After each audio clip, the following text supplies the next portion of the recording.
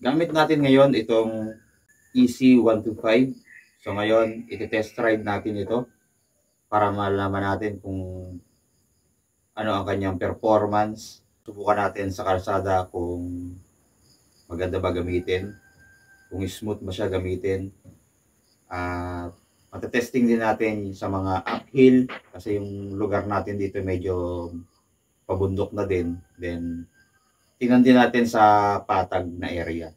Abangan natin yung magiging resulta sa paggamit natin itong Euro EC125i.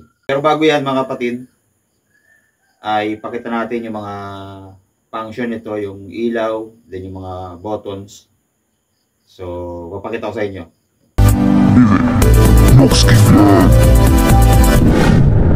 So, ito siya mga kapatid. Buksan natin. Ayan, yung kanyang display. So, maganda rin mga kapatid, no? Nice. Colorful yung kanyang panel gauge. Pero isa lang napansin ko dito, wala pala siyang orasan, no? Yung katulad kasi sa flex natin meron. Then, ito yung kanyang fuel gauge. Ayan. Then, yung tinakbo nito ay 1,308 na.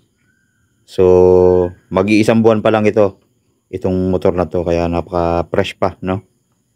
Then, napansin ko wala siyang button dito sa kanyang panel kung paano natin siya masiset yung trip meter, no?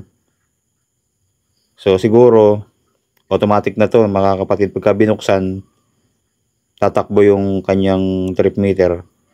And then, pagka in-off mo ulit, ay babalik sa 0. Kasi meron mga ganun ako nakita na motor na automatic yung kanyang trip meter kapag pinatay yung makina. So, dito naman, ito yung kanyang mga buttons. Yung high and low niya, turn signal light, busina. Then, dito sa kabila, wala siyang kill switch, no? Pansin natin, plain lang. Meron siyang bukasan ng mga ilaw and then yung electric starter. So, buksan natin. Ito yung naka-silent starter na. Ito yung kagandahan dito. Ayan, no? One click lang, no? Tunog.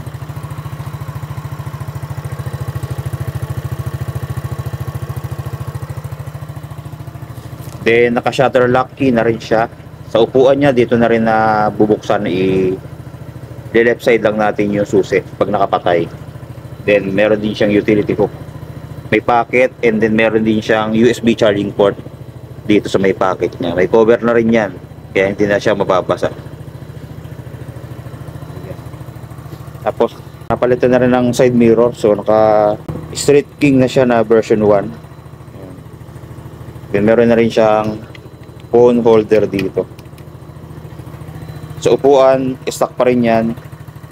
Dito mapapansin niya natin yung pormahan nito. Itong Euro EC125i ay combination ng MIUI 125 and then Honda Click. Kasi yung kanyang headlight dito, ayan o, LED na. So, try nating buksan yung kanyang park light. Ayan, no? So, maliwanag din yung kanyang mga ilaw, no? Park light pa lang yan, di pa yung headlight. Pagka binuksan natin, mas malakas. Ayan, yung kanyang headlight. Napakalakas. Kung makikita natin dito, pag tumama, ayan. Tapos, signal light niya, yan naman yung signal light. So, LED na lahat yung mga ilaw nito. Sa kabila, yan naman. Meron na rin palang hazard. Ayan na. Naka-hazard na siya. Pagdating sa likod, ito naman. Yan, oh. Ganda ng taillight. Pakaangas ng kanyang design dito. No?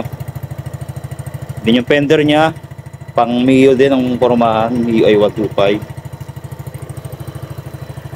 Meron din siyang kickstarter. Ayan, may tatak na Euro motor. Kanyang airbox, parang hawig din sa MIUI 125. Naka single shock. Then kulay gold yung kanyang mugs, harap at likod. Then naka tubeless na to. Ang hindi ko lang nagustuhan, maliit lang yung kanyang gulong dito sa likod, pati dun sa harap. Kaya nung ginamit niya natin, medyo matagtag siya, lalo na kung dadaan ka sa lubak. So ina-advise ko sa inyo, kung kaya nyo namang i-upgrade agad, palitan nyo ng mas malaki ng gulong. Yan. So wala siyang side stand kill switch, no? Ordinary lang to. Hindi siya namamatay, oh. Yun yung wala sa kanya, yung kill switch. Dapat meron siya kahit dito man lang sa may handle. Meron din pala siyang brake lock. Okay, yan. So goods na goods to. So ayan, abangan natin mga kapatid yung ating test ride dito.